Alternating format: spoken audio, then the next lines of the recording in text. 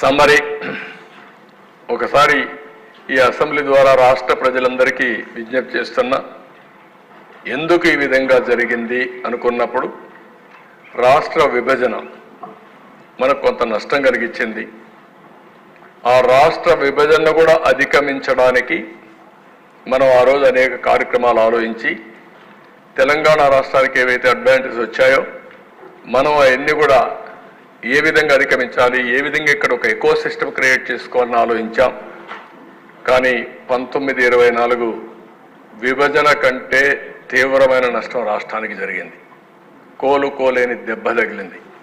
అందుకే ఇక్కడ మళ్ళా నేను బ్రీఫ్ చేస్తున్న 6 వైట్ పేపర్లు మనం పబ్లిసైజ్ చేశాం. ఒక్క పోలవరం మిస్మేనేజ్మెంట్ వల్ల 53,000 కోట్ల రూపాయలు ఇప్పటి వరకు నష్టం. అది వచ్చుంటే 53,000 కోట్ల రూపాయలు మనకు అదనంగా జిఎస్టిపి కాంట్రిబ్యూషన్ వచ్చేది. అమరావతి ఈ ఒక్కదాని వల్ల దగ్గర 7 లక్షల ఉద్యోగాలు పోయినాయి. ఒక 2 నుంచి 3 లక్షల కోట్ల రూపాయలు ఆస్తి తరిగిపోయింది. ఎప్పుడు కూడా ఒక విషయం మనం గుర్తుపెట్టుకోవాలి, ఆర్థిక వ్యవస్థ అంటే ఒక వ్యక్తి ఉత్పత్తి చేయాలి, ఒక వ్యక్తి వినియోగం చేయాలి.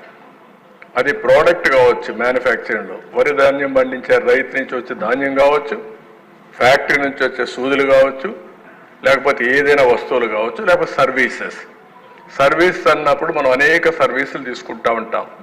ఇప్పుడు బ్యాండ్విడ్త్ వాడతాం, దానికి డబ్బులు కడతాం, సెల్ ఫోన్కి వాడతాం, దానికి యూజర్ ఛార్జెస్ కడతాం, ఇలాంటివన్నీ ఉంటాయి. ఇవి రెండు కూడా ఆల్వేస్ మనం ముందుకు పోతా ఉంటే ఎకనామిక్ యాక్టివిటీ పెరుగుతుంది. ఇప్పుడు మనం ఇక్కడికి వచ్చాం, మొన్న ఒక ఆయన నాకు కనపడి ఈ గవర్నమెంట్ వచ్చిన తర్వాత నా ఆస్తుల విలువ 100 కోట్లు పెరిగింది, నేను 1 కోటి రూపాయలు అన్నా క్యాంటీన్కి ఇస్తానని చెప్పి ఇచ్చాడు. అంటే దీని అసెస్మెంట్ ఏంటి? 100 కోట్లు పెరిగింది కాబట్టి ఉదారంగా 1 కోటి రూపాయలు అన్నా క్యాంటీన్కి దానం చేయడానికి ముందుకొచ్చాడు. అది ఆర్థిక వ్యవస్థ. ఆ 100 కోట్లు పెరగలేదనుకోండి, తరిగిందనుకోండి 50 కోట్లు, ఈ 1 కోటి ఇచ్చే పరిస్థితిలో ఉండడు. పిల్లల చదువుకు కానీ, హాస్పిటల్ ఎక్స్పెండిచర్కి కానీ, దేనికైనా సరే సంపద ఉంటే, భూమి విలువ కూడా ఉంటే, ఒక 1/2 ఎకరా అమ్ముకుంటే వెసులుబాటు వచ్చే పరిస్థితి వస్తుంది. అలాంటివన్నీ దెబ్బతిన్నాం. ఇంకొక పక్క ఒక్క పవర్ డిపార్ట్మెంట్లో 32,000 కోట్ల రూపాయలు కరెంటు ఛార్జీలు పెంచారు.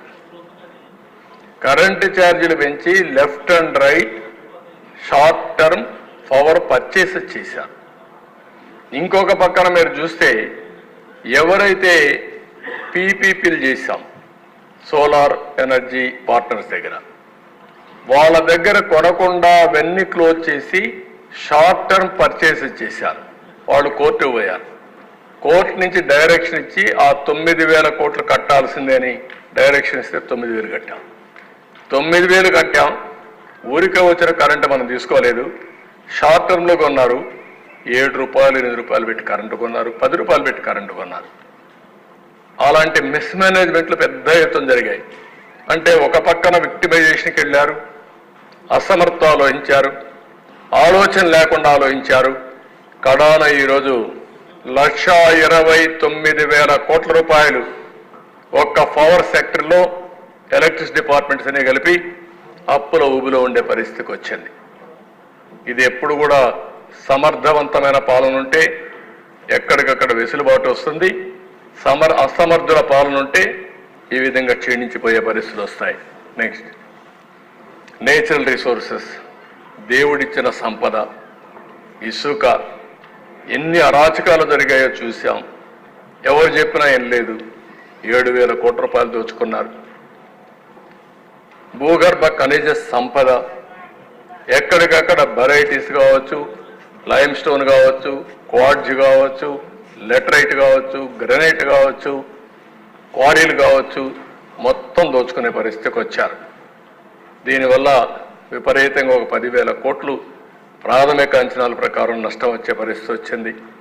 ఇంకో పక్కన మద్యం మొత్తం ఓన్ బ్రాండ్లు పెట్టారు. ప్రజారోగ్యాన్ని దెబ్బతీసే పరిస్థితికి వచ్చారు.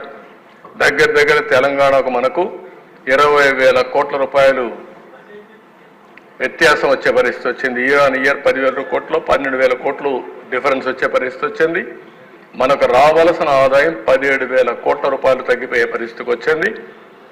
ఇక్కడ పెట్టిన బ్రాండ్లు రేట్లు చూసిన తర్వాత కర్ణాటక, తెలంగాణ, తమిళనాడు, ఒరిస్సా ఏదైతే వాళ్ళ బ్రాండ్స్ ఇక్కడ వచ్చి అమ్ముకునే పరిస్థితికి వచ్చారు. లా అండ్ ఆర్డర్ నిన్నే మాట్లాడాం. ఇవన్నీ మాట్లాడి అందరిపైన కేసులు పెట్టే పరిస్థితికి వచ్చారు.